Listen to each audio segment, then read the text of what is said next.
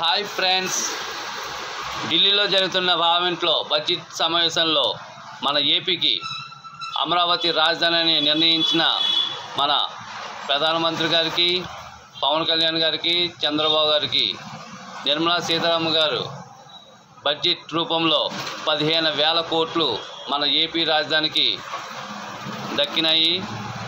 దీన్ని తెప్పించిన ముఖ్యమైన వ్యక్తుల్లో సీఎం సాబ్ పవన్ కళ్యాణ్ గారు, అలాగే నారా చంద్రబాబు నాయుడు గారికి ఏపీ ప్రజల తరపున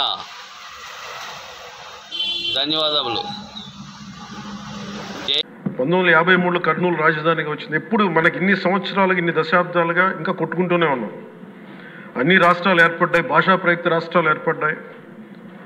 దేశం అంతా ఎవరికి రాజధాని వచ్చింది, ముందుకెళ్ళిపోయారు, అభివృద్ధి చెందారు. కానీ మన ఆంధ్రప్రదేశ్కి వచ్చేటప్పటికి కర్నూలు రాజధానిగా ఏర్పడింది. కాదని చెప్పి మళ్ళీ తెలంగాణలో కలిపారు.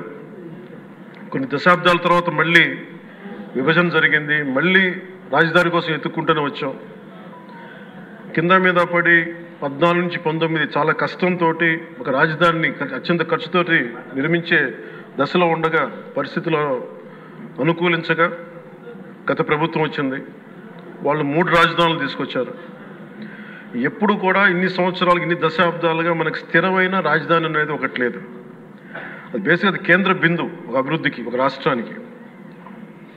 ఈసారి మటుకు చంద్రబాబు గారి ఆధ్వర్యంలో, గౌరవ ముఖ్యమంత్రి చంద్రబాబు గారి ఆధ్వర్యంలో ఇంకెప్పటికీ భవిష్యత్తు తరాలు ఇంకెప్పుడు ఏది రాజధాని, ఒక రాజధాని 2 కాకుండా అమరావతి రాజధానిగా ఉండాలి, ముందుకు తీసుకెళ్ళాలి.